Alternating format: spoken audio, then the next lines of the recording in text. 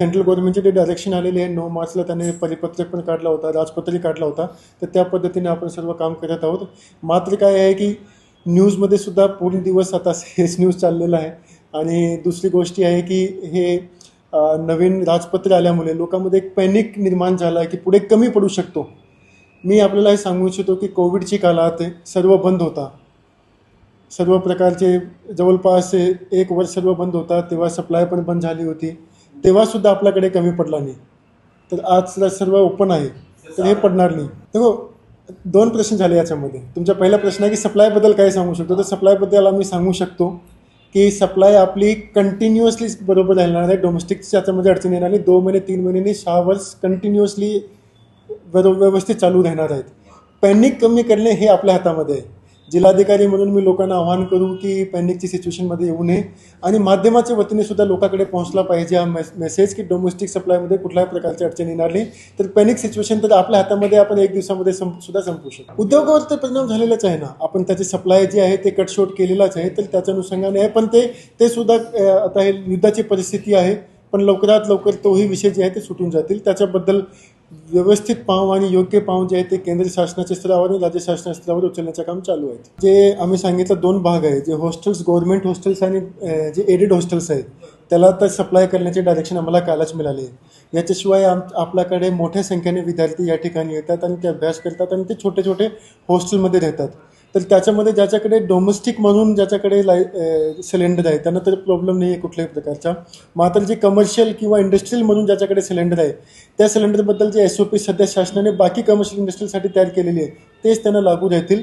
याच्यामध्ये जे काही पुढे आम्हाला सूचना मिळतील त्याप्रमाणे आम्ही सुधारणा करत आहोत. आम्ही कालच इंडस्ट्रीजची बैठक घेतली होती. इंडस्ट्रीचे जे आमचे जनरल मॅनेजर आहे त्याची मीटिंग घेतली होती आणि जे आमचे MIDCचे 4ही RO आहे त्याच्याबद्दल सुद्धा बोलणं झाला होता. बंद झाला आहे तसं मला कुठून काही सांगितलं आलं नाही. ऑफकोर्स जे त्याचं प्रोडक्शन आहे ते थोड्या स्तरावर इम्पॅक्ट झालेलं आहे तसं आम्हाला जाणवतो आहे. पण त्याच्याबद्दलही पुढे हा सुललित करण्यासाठी कंटिन्युअसली पाठपुरावा आपल्या जिल्हा स्तरावर राज्य स्तरावर चालू आहे. केंद्र स्तरावरही चालू आहे. कमर्शियलबद्दल तर कमी केलेलं आहे म्हणून प्रोडक्शन जे आहे ते थोडाफार इफेक्ट होतोच आहे. पण हे जास्त कालावधी राहणार नाही. लवकरात लवकर हे सिच्युएशन जे आहे ते सुललित होऊन जातील. काल आणखीन एक ही गोष्टी बरा झाला तुम्ही हा प्रश्न विचारला. कालची मीटिंगमध्ये होम डिपार्टमेंटचे लोक पण होते. होम सेक्रेटरी सर पण होते आणि पोलीसचे पण लोक होते. तर काल मीटिंगमध्ये हा चर्चा झाली की सोशल मीडियावर वाद ठेवायचे आणि सोशल मीडियावर जाणून बुजून कोणी जर अशा प्रकारचा अफवा पसरत असेल तर त्याच्यावर योग्य रीतीनं जे IT ॲक्ट आहे आणि बाकीचे ॲक्ट आहे त्याच्या खाली कारवाई करायची. तर आम्ही सर्वांना असं आवाहन करू इच्छितो की जास्त उत्साहामध्ये येऊन कुठल्याही प्रकारच्या चुकीच्या माहिती नसताना चुकीचे कुठल्याही प्रकारचे पोस्ट टाकू नये. कारण आपला एक पोस्टमुळे बाकी लोकांमध्ये संभ्रम निर्माण होतो आणि एक पॅनिकची सिच्युएशन निर्माण होते. तर याच्यामध्ये पोलीस त्याच्याप्रमाणे कारवाई करतीलच. पण आपल्याला सुद्धा जबाबदार नागरिक म्हणून तशा प्रकारचे कुठल्याही प्रकारचे पोस्ट टाकले हे टाळावा. भीमाशंकर मंदिर हा आपले 12 महाज्योतिर्लिंगपैकी एक आहेत. वाईल्ड लाईफ सँक्च्युरीमध्ये हा येतो आणि त्या ठिकाणी वाईल्ड लाईफ सँक्च्युरीमध्ये आल्यामुळे तिथे ज्या पद्धतीचे काम आपल्याला केले पाहिजे त्याच्यामध्ये एक अडचणी निर्माण होते. महाकुंभाच्या पार्श्वभूमीवर आपण अशा पद्धतीने निर्णय घेतला होता. CM सराचे असे डायरेक्शन होते की भीमाशंकर हा जे मंदिर आहे त्या ठिकाणी या पद्धतीने व्यवस्था केली पाहिजे की एकतरी जे मंदिर आहे ते भव्य स्वरूपाचा झाला पाहिजे. आज जेवढा आहे त्याच्यापेक्षा जास्त भव्य स्वरूपाचा झाला पाहिजे. त्या पद्धतीने तिथे त्या ठिकाणी काम सध्या चालू आहे. आपण मागचे 2.5 महिन्यापासून ते मंदिर बंद ठेवलेलं आहे. प्लस त्या मंदिरचे परिसरामध्ये जेवढे भाविक येतात त्याच्यापेक्षा आपल्याकडे जागा कमी आहेत आणि जागा आपली कॅपॅसिटी त्या ठिकाणी 5-6 हजार होल्डिंग कॅपॅसिटी आहे. आणि जेव्हा पावसाचे आपले श्रावणचा महिना असतो किंवा आपला शिवरात्रीचा दिवस असतो त्या ठिकाणी लाखोची संख्यामध्ये लोक येतात. आपण मागचे काही वर्षामध्ये बघितलेले आहे की काही मंदिरामध्ये चेंगराचेंगरी झाली आणि लोकांचे आयुष्य गेले. तर आम्ही हा निर्णय घेतला होता की अशा प्रकारची सिच्युएशनची वाट नाही पाहिली पाहिजे. त्याच्या आधीच आपल्याला उपाययोजना केली पाहिजे आणि मंदिरच्या परिसरामध्ये आपल्याकडे सफिशियंट एरिया असला पाहिजे जेणेकरून सफिशियंट जरी जास्त लोक आले तरी आपण त्या ठिकाणी कुठल्याही प्रकारची चेंगराचेंगरी न निर्माण करता त्या ठिकाणी लोकांना व्यवस्थितप्रमाणे दर्शन देऊ शकतो. तर याच्यामध्ये एक मोठा आपल्यासमोर एक आव्हान असा होता की त्या मंदिरचे एकदम जवळ खूप मोठ्या संख्येने सध्या घर बांधले गेलेले आहेत. 125चे दरम्यान त्या ठिकाणी कुटुंब आहे. सध्या आमचं सर्वेक्षण चालू आहे. तर आम्ही एक ॲडिशनल प्लॅन या पद्धतीने उपस्थित केला होता की हे जे सर्व कुटुंब आहे त्यांना त्याच ठिकाणी म्हणजे ते मंदिर आहे त्या मंदिरचे 100 मीटरवर त्याचं आपण पुनर्वसन करून घेऊ, जेणेकरून त्याची जी उपजीविका आहे त्यालाही कुठल्याही प्रकारचा धोका निर्माण होणार नाही. कारण 100 मीटर काही जास्त डिस्टन्स नसते, एकदम जवळ आहे. आता त्याचा जे व्यवसाय चालू आहे ते 100 मीटरवर त्याचं घर बांधला तरी व्यवस्थित होतील. आणि याचा फायदा होईल की मंदिरचे जवळ जे आपला क्षेत्र आहे तो आपल्याला मोकळा होऊन जाईल आणि तो मोकळा रस्ता जे आहे, मोकळाचे क्षेत्र आहे ते आपल्याला लोकांना व्यवस्थित दर्शनासाठी देता येणार आहेत. तर हा प्रस्ताव जे आहे ते मी ग्रामस्थांच्या समोर मांडला होता की आम्ही तुम्हाला दुसरी ठिकाणी पुनर्वसित करून त्या ठिकाणी तुमचं घर शासनाच्या वतीने बांधून देतो. आता कुंभाची पार्श्वभूमीवर आपल्याकडे या संधी आहे की आपण व्यवस्थितप्रमाणे सर्व बांधून देऊ. कारण सध्या तुम्ही तिथे बघितला तर लोकांचे घरसुद्धा जे प्लॅनिंगप्रमाणे नाही झालेले आहे.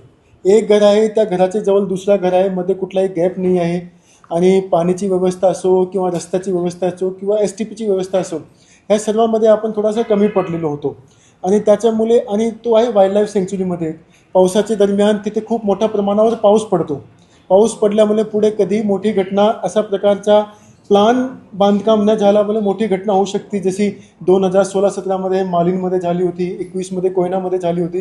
तर हे टाळण्यासाठी आपण आताच असं नियोजन करतो आहे की त्या लोकांनी 100 मीटरच्या परिसरामध्ये आपण शिफ्ट करतो आहे आणि त्या लोकांची इच्छानुसार करतो आहे. आम्ही त्या लोकांना हेही सांगितलं आहे की तुमची जर इच्छा नसेल तर आपण हे करणार नाही आहे, पण तुमची इच्छा असेल तर आपल्याकडे सध्या संधी आहे की आता शासन यासाठी आपल्याला पैसे उपलब्ध करून देतो आहे. तर चांगले घर पण तयार होऊन जातील, त्या ठिकाणी एक नवीन गाव निर्माण होऊन जाईल आणि मंदिरचा जे परिसर आहे तो आपला मोकळा होऊन जातील, जेणेकरून संपूर्ण देशाभरात जगभरात जे लोक आपल्याकडे येतात या ठिकाणी दर्शन करायला त्यांना मंदिराचे दर्शन तर मिळेल, सुलभ पद्धतीने मिळेल.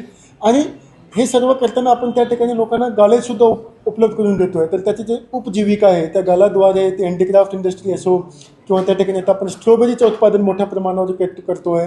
हिल्डाचा म्हणून तिथे एक मुख्य एक उत्पादन आहे इथे आपले फॉरेस्टमध्ये, त्यांनाही GI टॅग घेण्याचा आम्ही प्रयत्न करतो आहे. तर आमचा एकूण उद्देश आहे की मंदिरच्या पार्श्वभूमीवर त्या भागामध्ये जेवढे गाव आहे त्याची उपजीविका, त्याच्या आर्थिक व्यवस्थामध्ये सुद्धा उंची आणली पाहिजे. कारण 12 ज्योतिर्लिंगपैकी एक आहे, तर त्या भागामध्ये जे 17-18 गाव आहे त्या सर्वांना याचा फायदा होतील. म्हणून या पद्धतीने आपण हा सर्व प्लॅन तयार केलेला आहे. आम्ही जेव्हा परवा मीटिंग झाली तेव्हा तर लोकांनी मला त्याचा जे एक इन प्रिन्सिपल अप्रुव्हल दर्शवला होता की साहेब तुम्ही आज आम्हाला सांगितलेलं आहे गोष्टी, आम्हाला थोडासा वेळ द्या आणि त्याच्या अनुषंगाने आम्ही तुम्हाला याच्याबद्दल करायची किंवा नाही करायची त्याची सूचना देतो. तर विरोधचा प्रश्न तर तेव्हा येतो जेव्हा शासन हा म्हणते की आम्हाला तर हा करायचेच आहे. इथे हा एक जे आहे आपण लोकांना ऑप्शन दिला आहे की सध्या कुंभच्या पार्श्वभूमीवर आपल्याकडे एक संधी आहे जेव्हा शासन या गोष्टीसाठी आपल्याला पैसे उपलब्ध करून देऊ शकतो. मी तुम्हाला एक उदाहरण सांगतो की दुर्दैवाने समजा पुढे जाऊन जर तिथे काही घटना घडली, चेंगराचेंगरी झाली किंवा त्या भागामध्ये काही लँडस्लाईड झाला तर नाईलाज शासनाने त्यांना शिफ्ट करावंच लागणार आहे. काही लोकांचे आयुष्य गेल्यानंतर शिफ्ट करण्याची ऐवजी आपण आधी केला तर चांगलं राहतील. आपल्याकडे समोर उदाहरण आहे की आधी या पद्धतीने जेव्हा अनप्लान्ड बांधकाम एक भागामध्ये झालं तर त्याचे परिणाम आपले नेचरने आपल्याला दाखवलेले आहेत वेगवेगळे प्रमाणे. तर तसं आणि मागच्या वर्षीच्या कुंडमलाचं सुद्धा आपल्याकडे एक उदाहरण आहे. तर हे अशा प्रकारचे जे घटना आहे त्याचा वाट नाही पाहिली पाहिजे, त्याच्या आधीच आपल्याला उपाययोजना केली पाहिजे. आणि तिथे मी तुम्हाला सांगू इच्छितो की लोकांचा विरोध नाही आहे, लोकांना सुद्धा हा कळते की ज्या पद्धतीने त्या ठिकाणी आपण विदाऊट प्लॅनिंग जे सर्व घर बांधलेले आहे त्याचा परिणाम येणाऱ्या काळामध्ये होऊ शकतो. त्याच भागाने मालीनसुद्धा 7-8 वर्षापली आधी बघितलेला आहे. तर त्याचा प्लान जे आहे त्या लोकांना आम्ही सुव्यवस्थित दाखवलेला आहे की ह्या पद्धतीने करणार आहोत. आणि त्या लोकांना आम्ही हा पण सांगितलेला आहे की जेव्हापर्यंत तुमचं नवीन घर तयार होत नाही, जर समजा की तुम्ही एकदा हमी दिली तर जेव्हापर्यंत नवीन घर तयार होत नाही तेव्हापर्यंत तुम्हाला शिफ्ट करायची आवश्यकता लागणार नाही आहे. तर असा कुठलाही वेळ नसणार की तुम्हाला एक घर दिला म्हणजे नवीन घर दिला नाही आणि तुम्हाला सांगितलं की तुम्ही दुसरी ठिकाणी शिफ्ट व्हा. तर तशी प्रकारची आम्ही व्यवस्था केलेली आहे. कुठल्याही प्रकारच्या लोकांना त्रास होत नाही आहे.